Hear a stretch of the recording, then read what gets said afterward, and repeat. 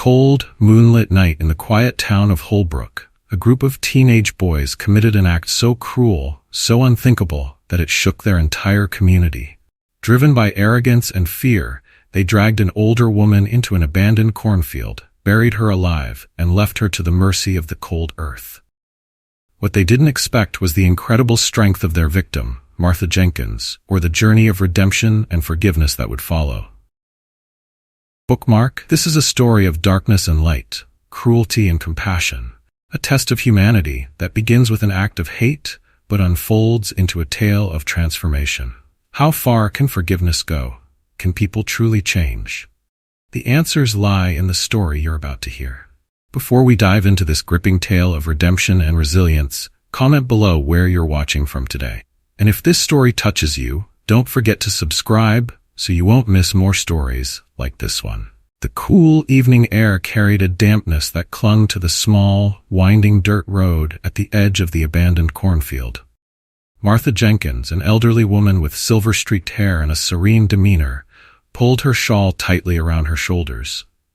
The moonlight filtered through the scattered clouds above, its silvery glow faintly illuminating her path.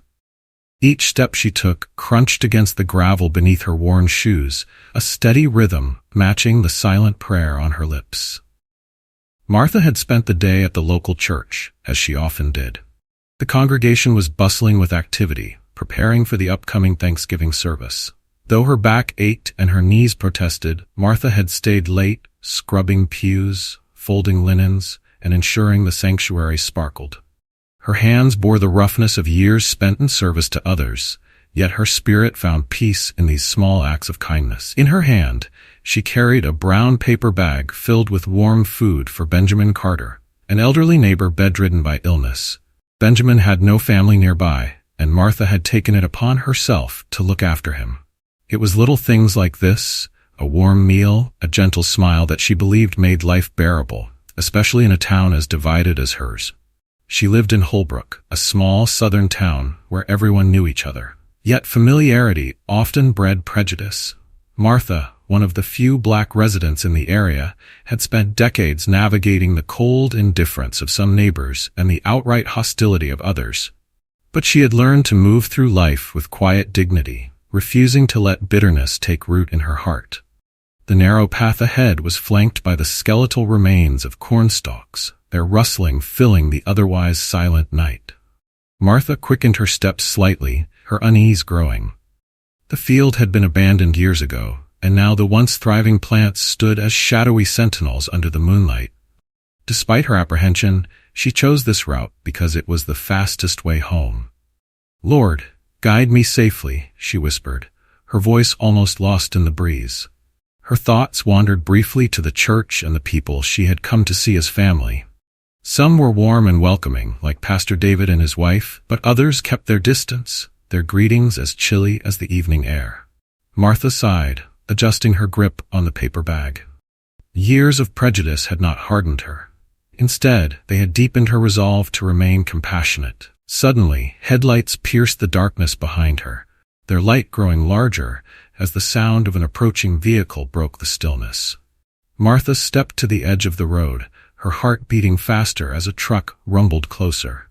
She hoped it would pass without incident, but her stomach churned when the truck slowed and pulled up beside her. The engine idled noisily as laughter erupted from the open bed of the pickup.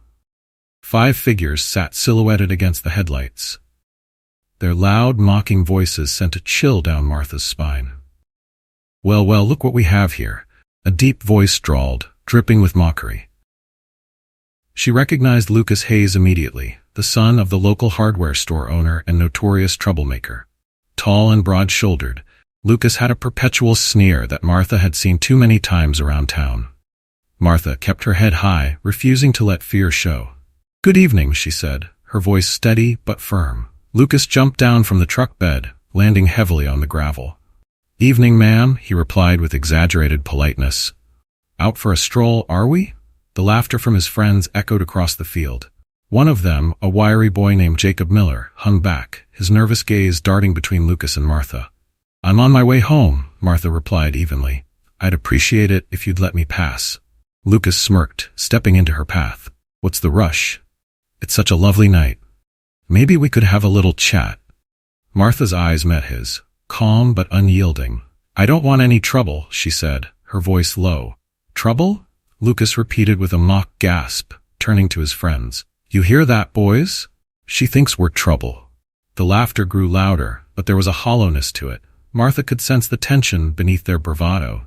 These boys were trying to prove something, though she wasn't sure to whom.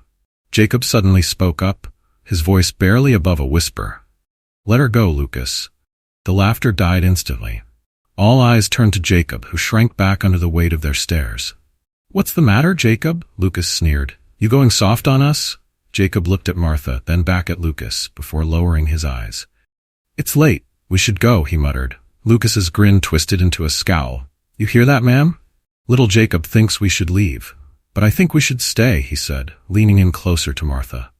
His voice dropped to a menacing whisper. And maybe teach you a lesson while we're at it. Martha's stomach churned, but she refused to let fear show. You don't want to do this, she said softly. Lucas straightened, his grin returning. Grab her, he barked. Before Martha could react, two of the boys descended on her, their hands rough and unrelenting. The paper bag she carried fell to the ground, its contents spilling onto the gravel. No, she cried, struggling against their grip. Her voice echoed into the night. Lucas laughed coldly. You're going to regret that, old lady, he said as the boys dragged her toward the cornfield. The last thing Martha saw before being swallowed by the shadows was Jacob's pale, stricken face, frozen in hesitation. The skeletal corn stalks loomed like jagged sentinels as Martha Jenkins was dragged into the dark field. The boys' rough hands gripped her arms, their laughter now nervous and unsteady as the reality of their actions began to sink in. She stumbled, her heels scraping against the uneven ground, but her captors pressed forward without pause. Her shawl slipped from her shoulders, snagging on a stalk and fluttering to the ground like a ghostly remnant. The night air was colder here, the rustling of the dry plants amplifying the weight of Martha's quickened breaths. She tried to dig her heels into the soil, but the boys were too strong. Where are you taking me? Martha demanded, her voice steady despite the fear rising in her chest. Lucas Hayes walked ahead, a flashlight in his hand slicing through the darkness. His confidence radiated like a toxic cloud, his boots crunching against the earth with deliberate purpose. He glanced over his shoulder with a cruel grin. Just for a little fun, ma'am. Nothing you can't handle, he said with mock reassurance. Behind him, the other boys followed with less certainty. Their earlier bravado had faded into uneasy silence. Jacob Miller trailed at the back of the group, his hands stuffed into his jacket pockets and his head lowered. His reluctance was palpable, but his fear of Lucas kept him rooted in place. The group stopped in front of a shallow pit, no more than 3 feet deep, its edges uneven and crumbling. It had been dug weeks earlier by local kids playing games, then abandoned and forgotten. Now Lucas had found a twisted use for it. Put her in, Lucas ordered, his voice sharp and commanding. Two of the boys hesitated, glancing at each other with uncertainty. One of them, a lanky teen named Chris Parker, muttered, Lucas, this is messed up. Lucas spun to face him, his flashlight beam catching Chris's pale, stricken face. What's the problem, Chris? You scared of a little dirt? Chris shifted uncomfortably but shook his head. No, it's just, she's not going to tell anyone. We can let her go. The air grew tense as Lucas stepped closer to Chris, his expression darkening. Are you questioning me? He asked, his voice low and menacing. Chris looked away, his shoulders slumping. No, he muttered. Good, Lucas snapped. Then do it. Reluctantly, the boys obeyed. They pushed Martha toward the pit, forcing her to her knees at its edge. She fought to maintain her balance, her hands clawing at the loose soil as she looked up at Lucas with blazing defiance. You think this makes you men? She said, her voice steady and cutting. Hurting an old woman? You're nothing but cowards. Lucas laughed, though the sound was hollow. Big words for someone in your position, he said. Maybe a little dirt will teach you some respect. With a shove, Martha was pushed into the pit. She landed hard on her side, wincing as pain shot through her ribs. The damp earth clung to her clothes, its scent filling her nostrils. She tried to push herself up, but the boys were already shoveling loose soil into the pit, their motions frantic and panicked. Jacob stood frozen at the edge of the scene, his hands trembling. The weak beam of his flashlight trembled across the dark field, but he couldn't bring himself to intervene. His stomach churned as he watched the others work, their faces pale and strained in the dim light. "Hurry up," Lucas barked, his voice slicing through the night. "We don't have all night." The dirt piled up quickly, rising around Martha's legs and waist. She struggled, but the weight of the soil pinned her in place. Her breaths came in shallow gasps, her heart racing as she glared up at Lucas with defiance. "You don't scare me," she said, her voice shaky but firm. "You're just a scared little boy hiding behind his friends." Lucas's smirk faltered for a brief moment, his jaw tightening. Then he grabbed a handful of dirt and threw it in her face. "You talk too much," he snapped. Jacob took a step forward, his voice barely audible. "Lucas, that's enough." Lucas whirled around, his flashlight beam catching Jacob's pale, stricken face. "What did you say?" Jacob swallowed hard, his hands clenching into fists at his sides. "I said, that's enough. Let her go." The air crackled with tension as the two boys stared at each other. The other teens stopped shoveling, their gazes darting nervously between Lucas and Jacob. After a long, tense silence, Lucas laughed, a harsh, grating sound that made Jacob flinch. "You hear that, boys?" Little Jacob thinks he's in charge now.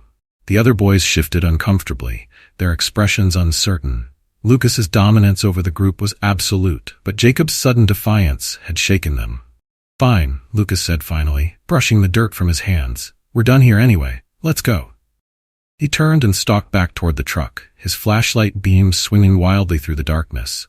The others followed, their footsteps dragging as if weighed down by invisible chains. Jacob lingered for a moment, his eyes locked on Martha's. Her face was calm now, her eyes steady and unyielding. "Go," she said softly. "Before he turns on you, too." Jacob hesitated, his heart pounding. Then he turned and ran after the others, his footsteps fading into the distance. Alone in the silent field, Martha closed her eyes and whispered a prayer, her voice steady despite the fear that gripped her heart. She had no idea what would come next, but she knew she would survive this. She had to. The sound of the truck's engine rumbled in the distance, fading as Lucas and the others left Martha alone in the cold pit. She shivered, her body trembling from the chill and the weight of the damp earth pressing against her. Despite the fear coursing through her, she clung to the strength that had carried her through life's many trials.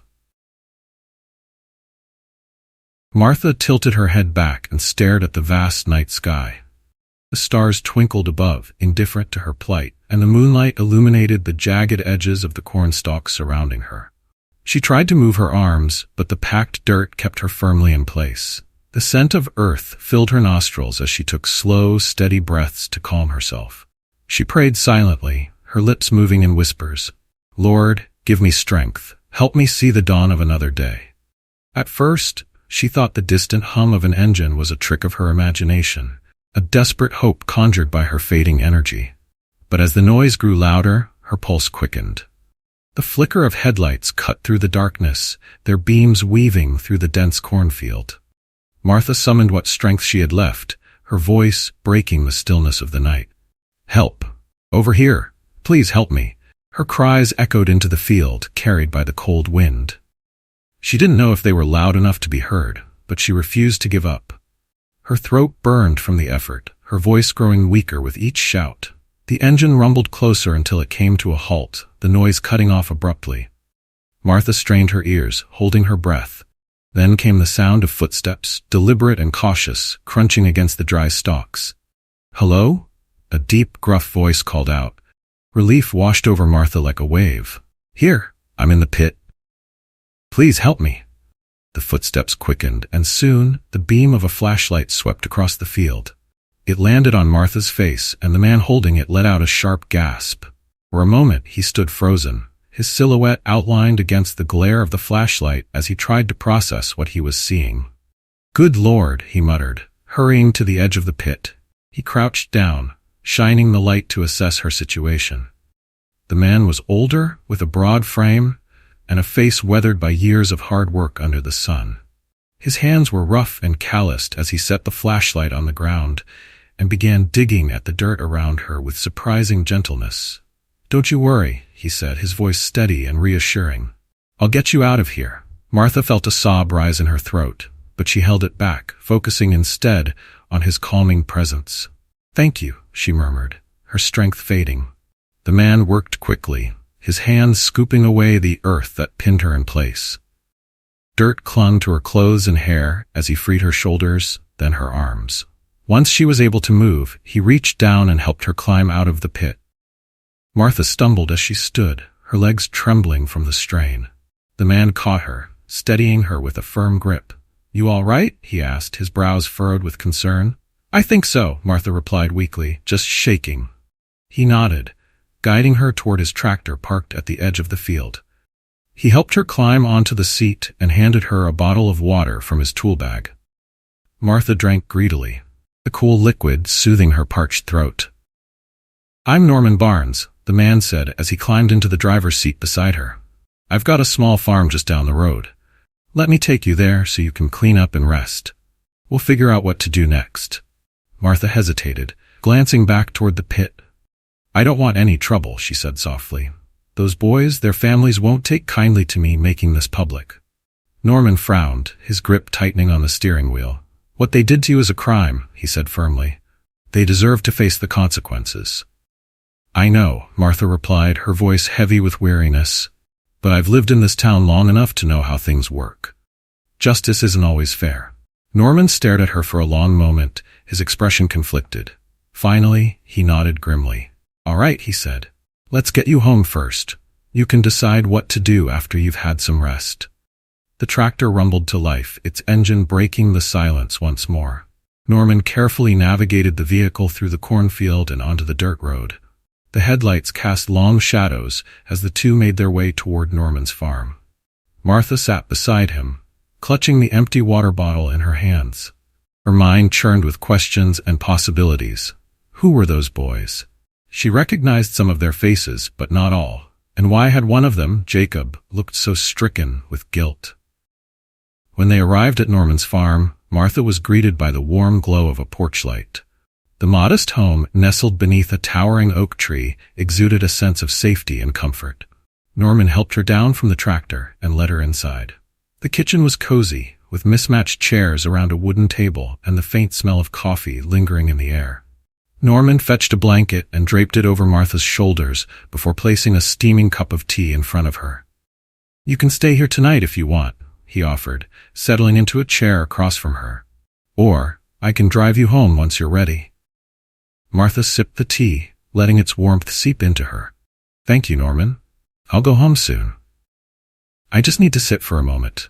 Norman nodded, his gaze thoughtful. "You're sure you don't want to go to the police? I'll go with you if that's what you want." Martha shook her head.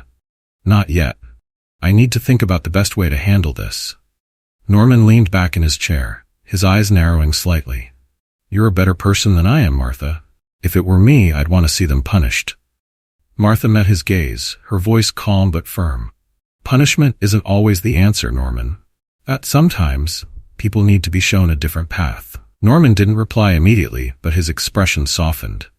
He nodded again, a hint of respect in his eyes. "All right, but if you change your mind, you let me know. Those boys shouldn't get away with this." Martha smiled faintly, though her heart was still heavy. "I'll think about it," she promised. As the night deepened, Martha sat in the warmth of Norman's kitchen, her mind racing. She had survived the cruelty of the night, but what came next would determine whether it had the power to destroy or transform. The morning sun had barely risen, casting soft hues of pink and orange over the quiet streets of Holbrook. Jacob Miller paced nervously in front of Lucas Hayes's house, the gravel driveway crunching beneath his sneakers with each hesitant step. His thoughts were a storm of guilt and fear, the events of the previous night replaying in his mind like a relentless loop. Martha Jenkins' face haunted him, her defiant eyes staring into his, even as she was dragged into the cornfield. Her voice, calm and unwavering in the face of cruelty, rang in his ears. He had stood by, frozen, while Lucas took things too far. Jacob finally summoned enough courage to approach the front door. He knocked tentatively, a sound echoing through the stillness of the morning. His stomach tightened as he waited, his heart pounding in his chest. Moments later, the door swung open to reveal Lucas, his disheveled hair and rumpled pajamas, making it clear he had just woken up. "What are you doing here?" Lucas demanded, his voice low and edged with annoyance. "It's early." Jacob swallowed hard, willing himself to meet Lucas's steely gaze. "I need to talk to you. It's about last night." Lucas's eyes narrowed as he stepped outside, pulling the door closed behind him. He glanced around the yard, checking to make sure no one was nearby. "I thought I made it clear. We didn't talk about last night," he hissed. Jacob's hands balled into fists at his sides. He couldn't let the fear of Lucas's wrath stop him anymore. "We went too far, Lucas," he said, his voice trembling but resolute. "Mrs. Jenkins could be seriously hurt, or worse. We need to go back and make sure she's okay." Lucas snorted, crossing his arms over his chest. "Are you kidding me? She's fine, Jacob. Stop worrying about it. She's not fine." Jacob's voice rose, surprising even himself. He stepped closer, his eyes wide with desperation. "We buried her alive, Lucas. What if no one found her? What if she's still out there?" For a fleeting moment, uncertainty flickered in Lucas's eyes, but it was quickly replaced by his usual mask of arrogance. "She's just some old lady," he said dismissively. "She'll get over it." Jacob's chest tightened with frustration. "She's not just some old lady. She's Mrs. Jenkins. She's helped people in this town for years, including my family. What we did was wrong, Lucas, and you know it." Lucas's expression darkened, his jaw clenching. He stepped closer, towering over Jacob. "You listen to me," he said through gritted teeth. "You keep your mouth shut about this. If you go to the cops or tell anyone, we're all going down. And believe me, I'll make sure you get the worst of it." Jacob's heart raced, but he didn't back down. He could see the fear in Lucas's eyes, the fear of losing control, of facing the consequences of his actions. Before Jacob could respond, the door behind Lucas creaked open, and Mr. Hayes, Lucas's father, stepped onto the porch. He was a large man with a commanding presence, his brow furrowed in irritation as he glanced between the two boys. "What's going on out here?" Mr. Hayes asked, his voice gruff. He fixed Jacob with a piercing gaze. "Why are you here this early?" Jacob opened his mouth to speak, but Lucas cut him off. "Nothing, Dad," Lucas said quickly. "Just talking about some school stuff." Jacob was just leaving. Mr. Hayes eyed them both suspiciously for a moment, then nodded. "Keep it down. It's too early for all this racket," he said before retreating back into the house. As soon as the door closed, Lucas turned back to Jacob, his expression dark and threatening. "Get out of here, Jacob, and don't come back." Jacob hesitated, his heart sinking. He had hoped he could reason with Lucas, but it was clear now that Lucas was too consumed by his own fear and pride to admit his mistake. Jacob turned and walked away, his steps heavy with the weight of failure. He couldn't let this go. He couldn't just pretend nothing had happened. But going to the police alone was risky. Lucas had made that much clear. Jacob needed another way to help Mrs. Jenkins without putting himself or the others in even greater danger. Later that day, Jacob found himself standing in Chris Parker's garage. The air was thick with the scent of motor oil and sawdust, the dim light casting long shadows across the cluttered workbench. Chris leaned against the bench, his arms crossed as he listened to Jacob recount his failed conversation with Lucas. "I tried talking to him this morning," Jacob said, his voice low.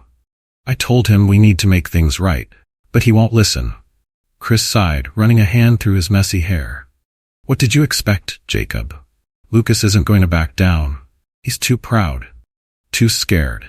We all know he went too far, but now he's in too deep." Jacob nodded, his expression grim. "I know, but we can't just leave it like this. What if Mrs. Jenkins was hurt, or worse?" Chris shifted uncomfortably, his gaze dropping to the floor. "I don't know, man. I didn't want to do it in the first place, but Lucas has everyone wrapped around his finger. It's not easy to go against him." Taking a deep breath, Jacob gathered his courage. "I think we should go back. Just you and me. We can check on Mrs. Jenkins, man, to make sure she's okay. Maybe we can talk to her, try to make things right."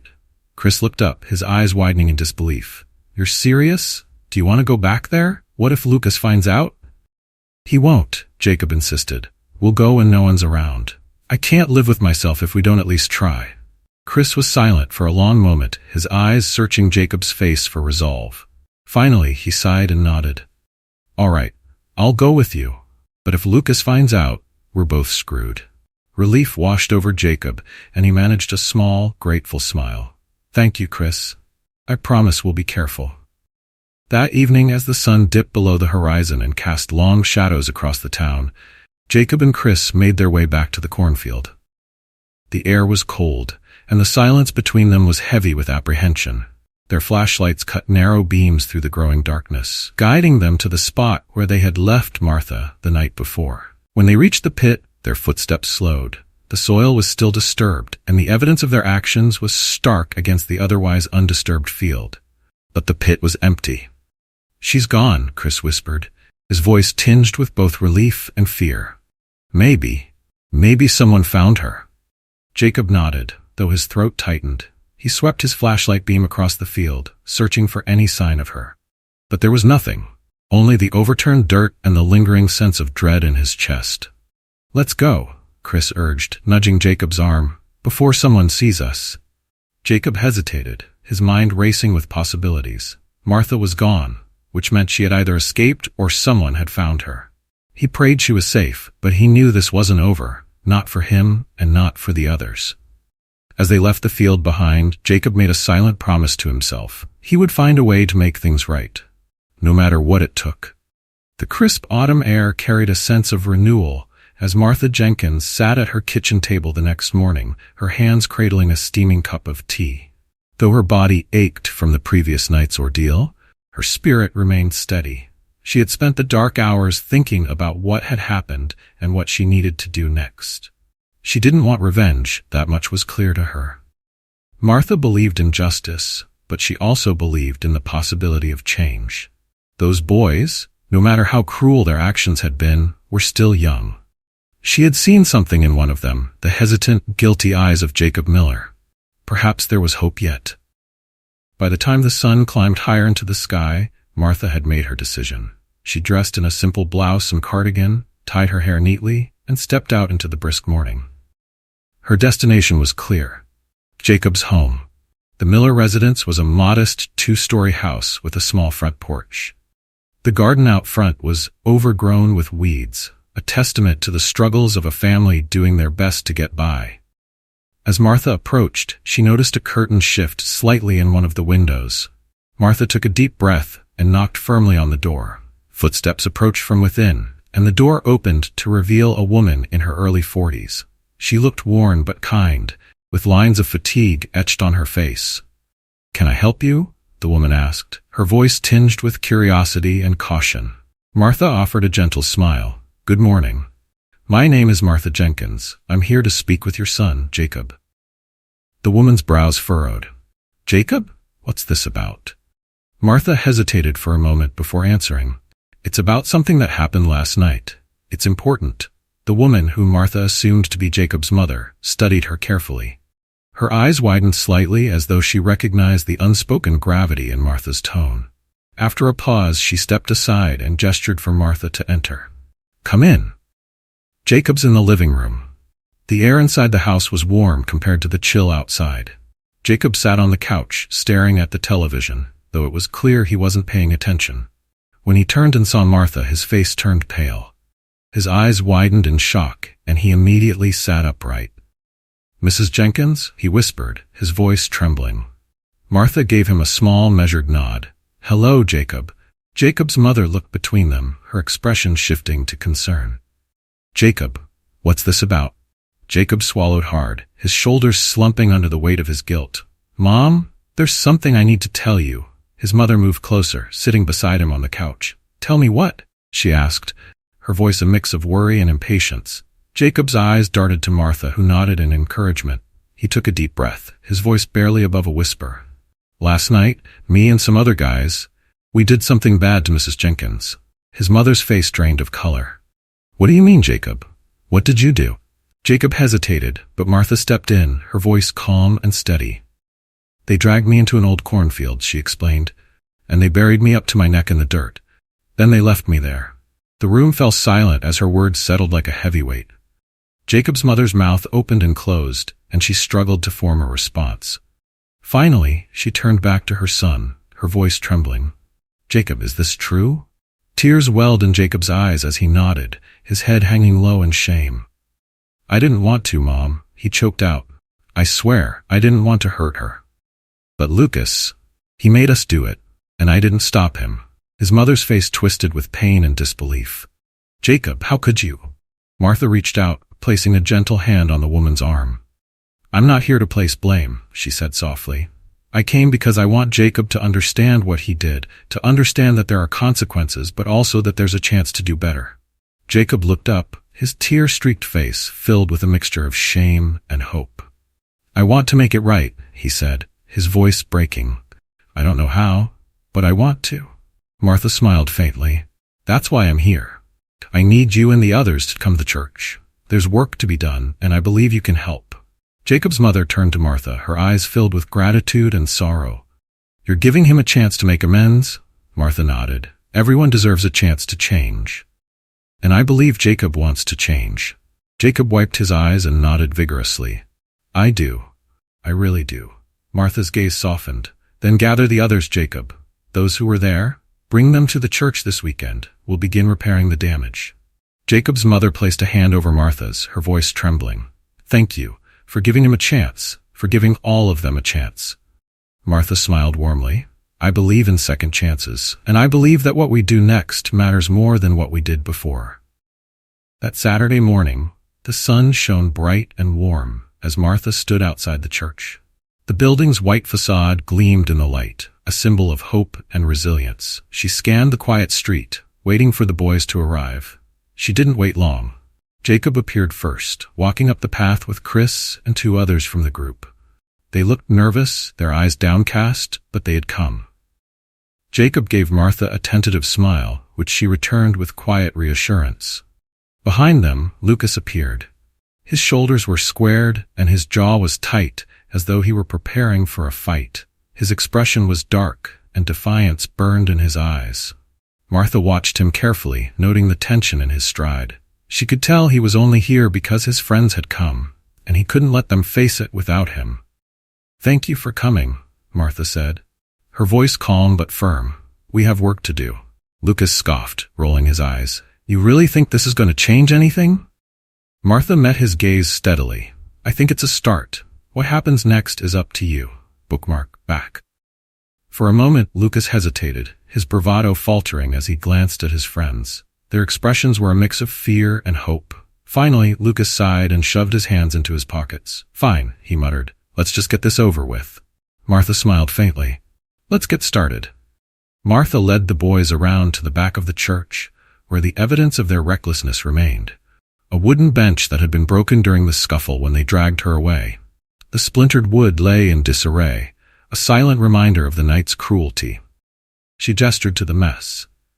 We'll start here, she said, her voice steady but firm. This bench served this community for years before it was destroyed. You'll repair it. Lucas scowled, crossing his arms over his chest. A broken bench? That's your big plan for redemption? Martha turned to him, her calm gaze meeting his defiant one. It's not just about the bench, Lucas. It's about rebuilding what you've broken, piece by piece. The others shifted uncomfortably, their unease evident. Jacob and Chris exchanged nervous glances while the 2 other boys, Danny and Mark, hesitated before stepping forward. What do we need to do? Jacob asked, his voice quiet but resolute. Martha nodded approvingly. There are tools and spare wood in the shed. You'll need to cut and sand the pieces to fit, then nail everything back together. It's heavy work, but it's worth doing right. The boys set to work, though their initial efforts were clumsy and half-hearted. Lucas hung back, leaning against the wall with an air of disinterest. This is pointless, he muttered under his breath. Martha didn't respond immediately. She watched as Jacob struggled to lift a heavy plank, his face etched with determination. Chris handed him a hammer, and the 2 boys worked together to align the broken pieces. Slowly but surely, the others followed their lead, their focus shifting to the task at hand. Finally, Martha approached Lucas. You think this is a waste of time? She asked quietly. Lucas straightened, his expression hardening. Yeah, I do. Fixing a bench isn't going to change anything. People around here don't care about forgiveness or second chances. Bookmark. Martha's eyes softened. Maybe not everyone. But what about you, Lucas? Do you care about change? Lucas scoffed, looking away. What's the point? No one's going to see me as anything other than what they already think I am.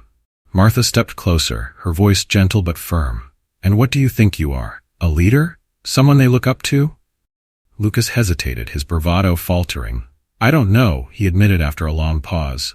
I wanted them to respect me, to follow me. And now they're here, working to fix their mistakes, Martha said softly. What kind of leader do you want to be, Lucas? One who takes responsibility, or one who runs away? Her words hung in the air, heavy with meaning. Lucas glanced at the other boys who were now fully engrossed in the repair work. Their laughter was subdued but genuine, as they passed tools and shared the burden of lifting heavy planks.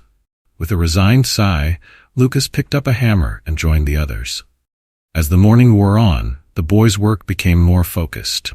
Under Martha's guidance, they sanded the wood smoothly, cut new pieces to replace what was damaged, and carefully nailed the bench back together. By midday, they had nearly finished. Sweat beaded on their foreheads, and their hands were coated in sawdust, but there was a growing sense of accomplishment among them. Even Lucas, though reluctant at first, began to take pride in the work. Martha brought out a pitcher of lemonade and a tray of sandwiches, setting them on a small table near the work area. Take a break, she said, her tone warm. The boys gathered around the table, their energy renewed as they devoured the simple meal. Martha sat nearby, watching them with quiet satisfaction. Why are you doing this? Chris asked suddenly, breaking the silence. His voice was tentative, as though he had been holding the question in for hours. Why not just turn us in? Martha looked at him, her expression thoughtful. Because I believe people can change, she said simply. I've lived a long time, and I've seen the worst in people, but I've also seen the best. You boys made a terrible mistake, but it doesn't have to define who you are. What matters is what you choose to do now. Chris nodded slowly, his gaze dropping to the ground. Jacob spoke up, his voice filled with guilt. I'm sorry for what we did, Mrs. Jenkins. I was scared. Scared of Lucas, scared of standing out. But that doesn't excuse it. Martha smiled faintly. Acknowledging your mistake is the first step.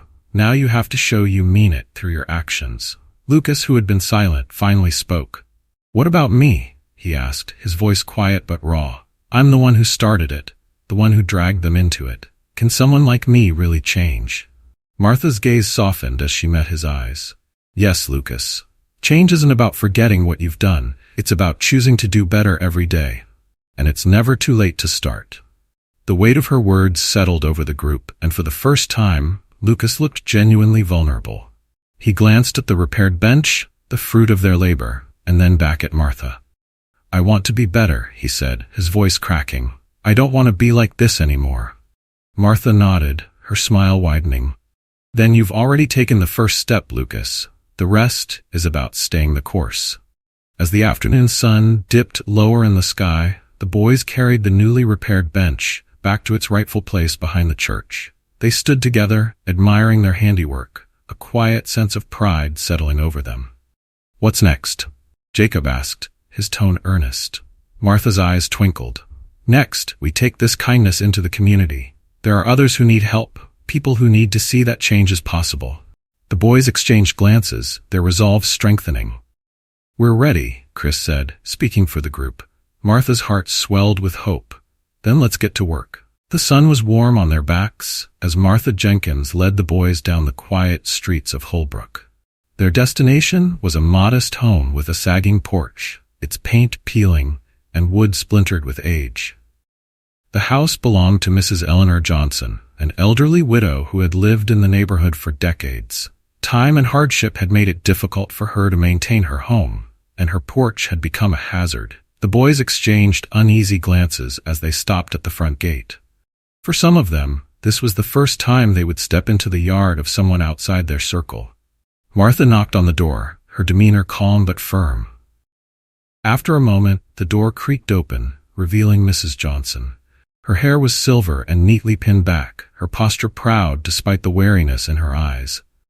She looked at Martha with a warm smile, but her expression turned wary as she noticed the boys behind her. Morning, Eleanor, Martha greeted. We're here to help with your porch. It needs some fixing up, don't you think? Mrs. Johnson's gaze moved from Martha to the boys. Her sharp eyes narrowed slightly as she recognized some of their faces, particularly Lucas. She folded her arms across her chest. And you've brought them to help? She asked, her tone skeptical. Yes, Martha replied gently. They're here to make things right, not just for me, but for our community. Trevor stepped forward hesitantly. His voice was quiet but earnest. We want to help, ma'am. Please, let us fix your porch. Mrs. Johnson studied him for a long moment, her eyes lingering on Lucas, who shifted uncomfortably under her gaze. Finally, her expression softened, and she nodded. All right then, she said, her voice carrying both doubt and cautious hope. Let's see what you can do. The boys began their work with tools provided by Martha and Norman Barnes, who had lent his equipment to the cause. They carefully pried up the old, warped boards, revealing the rotten supports underneath. Lucas and Jacob took on the task of cutting replacement beams, while Chris and Danny sanded the planks smoothly. Mrs. Johnson watched from her front window, her arms crossed as she observed their efforts. Martha stood beside her, a calming presence. They're trying, Eleanor, Martha said softly. Mrs. Johnson sighed, her gaze resting on Lucas, who was intently measuring a plank. That one? He's got a reputation, she murmured. Always causing trouble. Martha nodded. He's made mistakes, but he's here now, working to fix them. That's worth something, isn't it? The older woman didn't respond immediately. Instead, she continued to watch as Lucas, despite his earlier reluctance, worked diligently to fit the replacement boards into place. She noticed how he paused to check his measurements, his focus genuine. Maybe it is, Mrs. Johnson finally said, her tone softening. By midday, the porch began to take shape. The new boards were sturdy and freshly sanded, and the framework was reinforced with care. The boys worked together seamlessly, their earlier apprehension giving way to quiet determination. As Lucas hammered in the final nail, he glanced up at Mrs. Johnson, who had stepped onto the porch to inspect their progress. What do you think? He asked, his voice hesitant. Mrs. Johnson ran her hand over the smooth wood, her expression thoughtful. It's sturdy, she said, then looked up at him with a small smile. You did good, boy. Lucas blinked, her words clearly catching him off guard. Thank you, he mumbled, the hint of a smile tugging at the corner of his mouth. When the porch was finished, the boys stood back to admire their work. The sunlight glinted off the fresh paint, and the structure was solid under Mrs. Johnson's feet as she tested it. She turned to the group, her eyes glistening with unshed tears. I didn't think I'd see the day when anyone would come to help an old woman like me, she said, her voice thick with emotion. Thank you, all of you. Lucas stepped forward, meeting her gaze directly for the first time. We're just glad we could help, ma'am, he said quietly. Mrs. Johnson nodded, a small smile tugging at her lips. You boys did well today. You should be proud of yourselves. The boys exchanged smiles, a sense of accomplishment washing over them. For the first time in what felt like forever, they stood together, not as troublemakers, but as a team, united by something positive. As the group packed up their tools, Mrs. Johnson called Martha aside. You've done a good thing with these boys, Martha, she said, her voice filled with admiration. You've shown them they can be better. Martha smiled warmly. They've shown themselves that, Eleanor. I just gave them the opportunity. Mrs. Johnson nodded, watching as the boys loaded the last of the tools into the truck. Well, whatever you're doing, keep doing it. They're changing. I can see it. Martha's smile widened. So can I. The walk back to the church was filled with light conversation and laughter. The tension that had once defined the group was gone, replaced by a budding camaraderie. Lucas, who had often been the source of division, now walked alongside his friends, his posture less guarded. When they reached the church, Martha gathered the boys together. Her eyes swept over them, her expression proud. You've taken an important step today, she said. But this is only the beginning. Change isn't a single act, it's a journey. What you choose to do next matters just as much as what you've done today. The boys nodded, their expressions thoughtful. What should we do next? Chris asked, his voice filled with sincerity. Martha's gaze softened. Continue helping. Look around you. There are people in this town who need support, who need kindness. You can be the ones to give it. Trevor exchanged a glance with Lucas, a small smile passing between them. For the first time, they felt like they were part of something meaningful. As the evening deepened, Martha watched the boys disperse, each heading home with a newfound sense of purpose. She lingered at the church steps, the warmth of the day still lingering in her heart. Lucas was the last to leave, pausing at the edge of the property. He turned back to Martha, his expression hesitant. "Mrs. Jenkins?" he called. "Yes, Lucas?" "Thank you," his voice quiet but earnest. "For giving us a chance." Martha smiled, her eyes twinkling. "You're the ones who've made the most of it. Keep going, Lucas. You're on the right path." Lucas nodded, his posture straightening as he walked away. As Martha turned to enter the church, she whispered a silent prayer of gratitude. The weight of the past had not disappeared, but it had begun to shift, transforming into something with the power to heal. The morning air carried a chill as Lucas Hayes sat on the front porch of his family's house, the repaired porch at Mrs. Johnson's lingering in his mind. His hands rested on his knees, his thoughts heavy. He couldn't shake the image of Martha Jenkins, her calm defiance that night in the cornfield, and the kindness she'd shown afterward.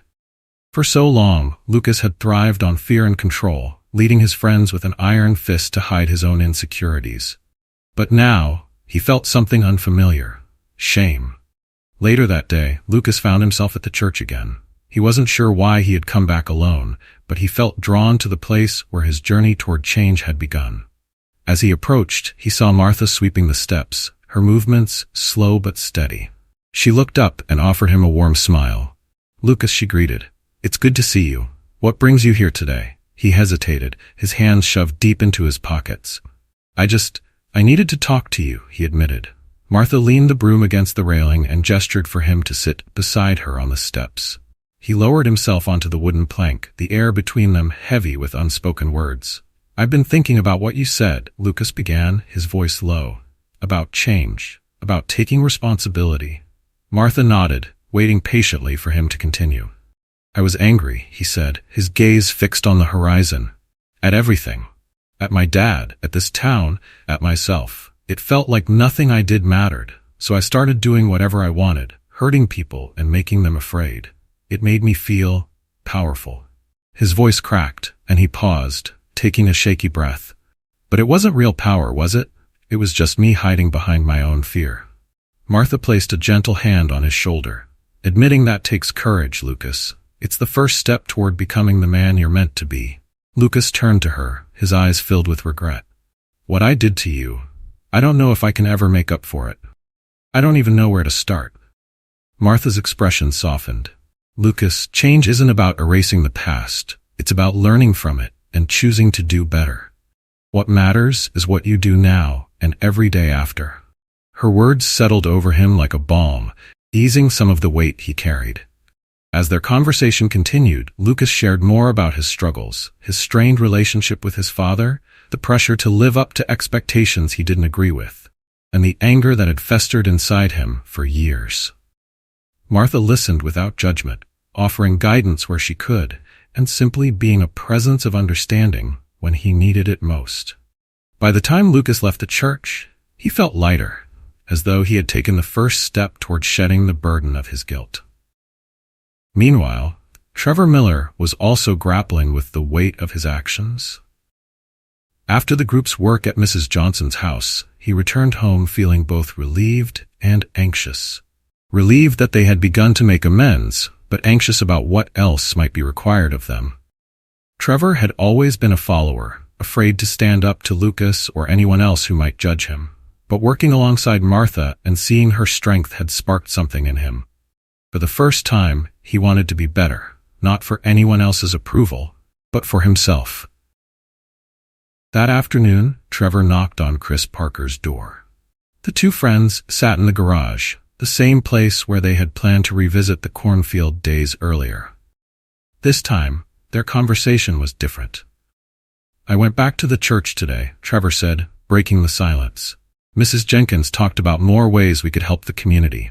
Chris leaned against the workbench, his arms crossed. "Like what?" "She mentioned other people in town who need help. I think we should keep going, fixing things, helping people. It feels right." Chris was quiet for a moment, then nodded. "Yeah, I didn't think I'd care about any of this, but working on that porch felt good. Like we were actually doing something that mattered." Trevor smiled faintly. "I think we're on the right track, Chris. We just have to keep it up." Over the next few days, the boys began to embrace their new roles in the community. Under Martha's guidance, they sought out others who needed assistance. An elderly couple whose fence had fallen into disrepair, a single mother struggling to clean up her yard, and a struggling shopkeeper who needed help organizing inventory. Each task brought its own challenges, but with each one, the boys grew more confident in their ability to make a difference. Their work didn't go unnoticed. Neighbors who had once viewed them with suspicion began to see them in a new light, their actions speaking louder than their past mistakes.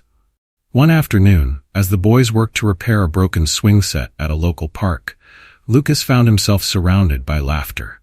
Children played nearby, their giggles filling the air as he tightened bolts and sanded splintered wood. Jacob approached him, holding a can of fresh paint. "Never thought I'd see you doing something like this," he said with a grin. Lucas chuckled softly. "Yeah, me neither.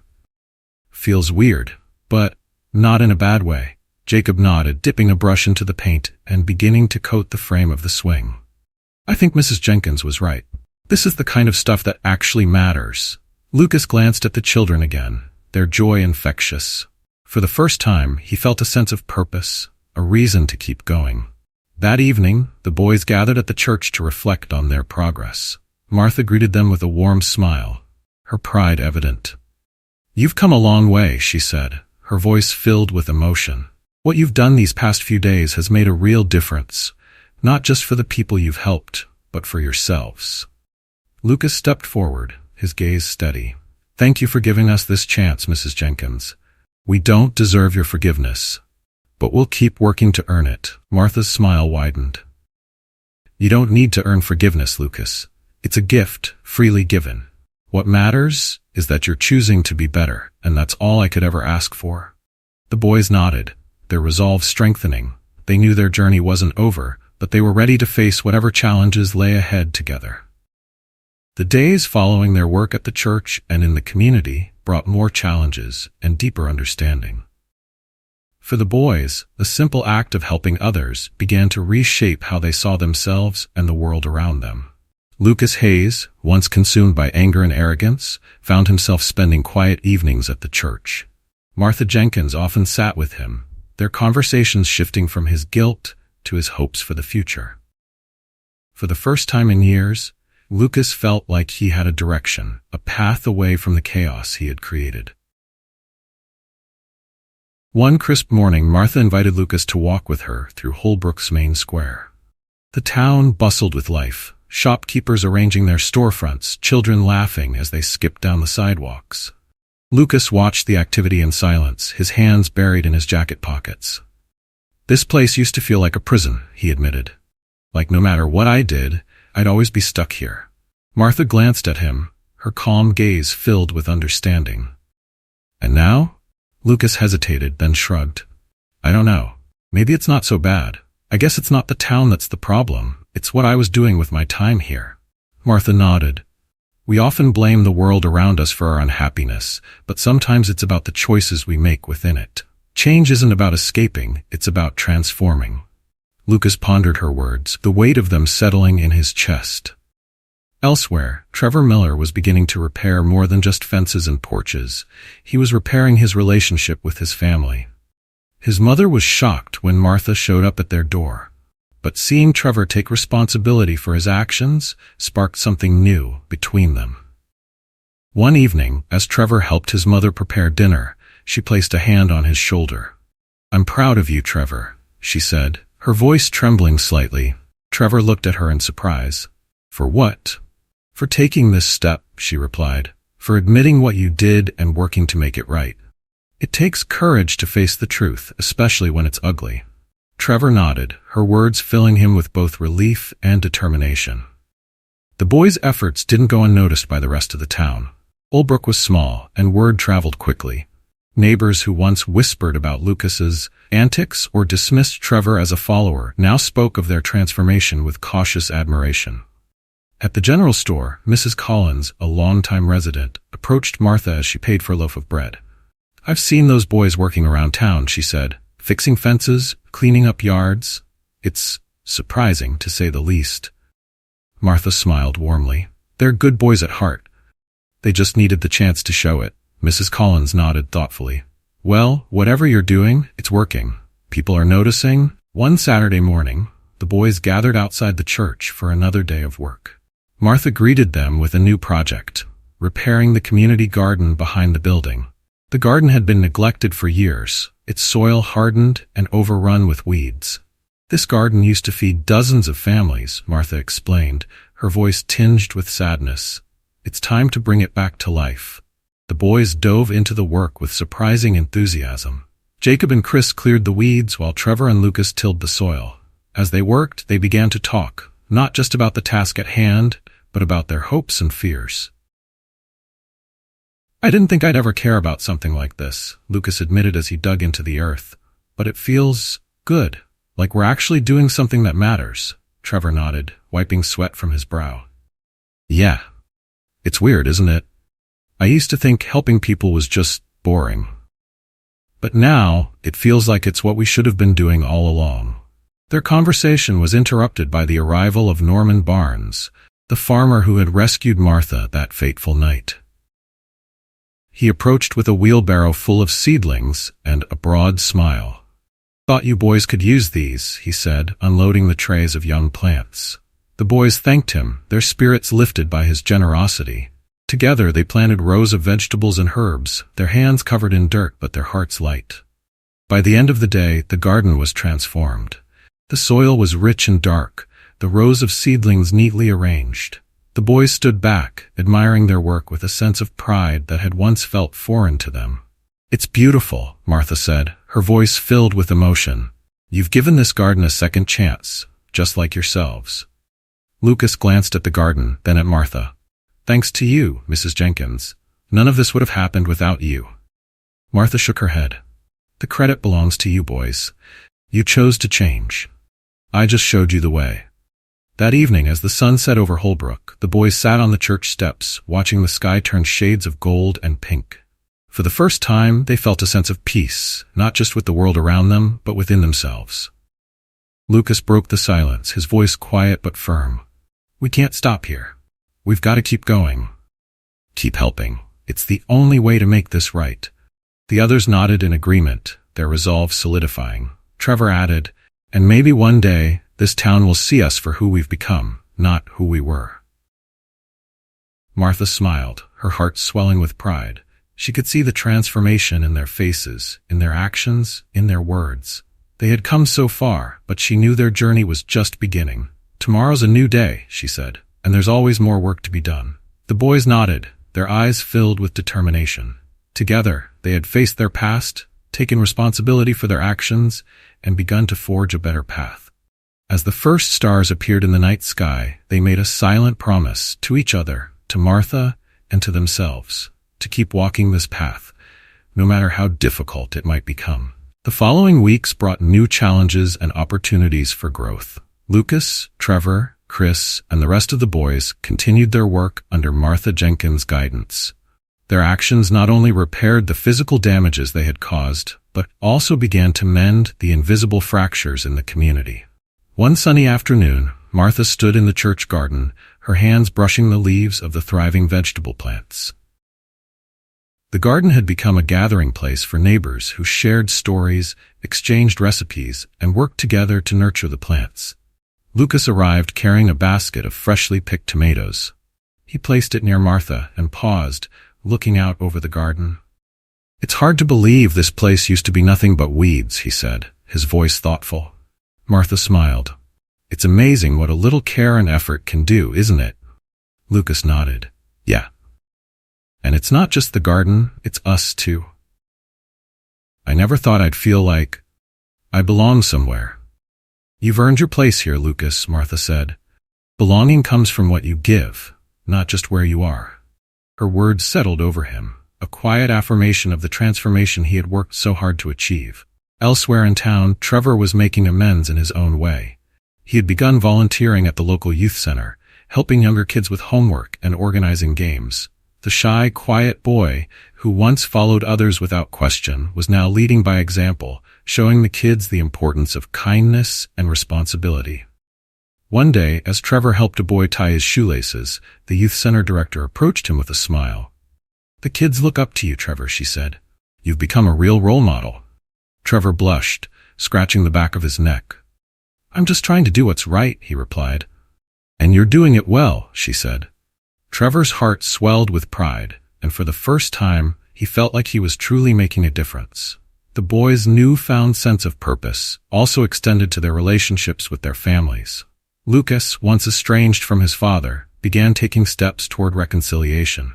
It wasn't easy. His father was a man of few words, and their history was fraught with tension. One evening, as they worked side by side fixing a fence on their property, Lucas cleared his throat. "Dad," he began hesitantly, "I know I've screwed up a lot in the past, but I'm trying to change. I want you to know that." His father paused, wiping sweat from his brow. He looked at Lucas, his expression unreadable. "I've noticed," he said finally, "and I'm proud of you for it." The simple words hit Lucas harder than he expected. He nodded, unable to speak, as the weight of his father's approval filled a void he hadn't realized was so deep. At the church, Martha continued to guide the boys, her unwavering belief in their potential serving as their anchor. She organized more projects, from repainting the community center to repairing broken playground equipment at the park. Each task brought the boys closer to the people they had once alienated, and slowly, trust began to rebuild. One morning, as the boys painted a mural on the wall of the community center, a group of younger kids gathered to watch. One of them, a little girl with pigtails, approached Lucas with wide eyes. "Are you a painter?" she asked, her voice filled with wonder. Lucas chuckled. "Not really, just trying to make this place look nice." The girl tilted her head. "My mom said you were mean before, but you don't look mean." Lucas froze, the honesty of her words cutting through him. He crouched down to her level, meeting her curious gaze. "I used to be mean," he admitted, "but I'm trying to be better now." She nodded solemnly, as though weighing his words. "I think you're doing a good job," she said before skipping back to her friends. Lucas watched her go, her simple affirmation resonating more deeply than she could have known. As the boys continued their work, the community began to rally around them. Neighbors who had once turned a cold shoulder now greeted them with smiles and kind words. Mrs. Johnson, whose porch they had repaired, became one of their biggest advocates, singing their praises to anyone who would listen. At a town meeting, she stood up to speak, her voice strong and unwavering. "These boys have shown us what it means to change," she said. "They've worked hard, not just to fix what they broke, but to give back to this town. We should be proud of them, and we should follow their example." Her words were met with applause, and for the first time, the boys felt like they truly belonged in Holbrook. One Sunday morning, Martha gathered the boys at the church. The sanctuary was filled with light streaming through the stained glass windows, casting colorful patterns on the pews. "You've all come so far," she said, her voice filled with pride. "But this is just the beginning. The work of being better, of doing good, never ends. It's a choice you make every day." Lucas stepped forward, his gaze steady. "We're ready, Mrs. Jenkins. Whatever's next, we'll face it together." Martha smiled, her heart swelling with hope. "I believe in you, all of you, and I know you'll continue to make this town and yourselves better." As the boys left the church that day, they carried with them a sense of purpose that had once seemed impossible.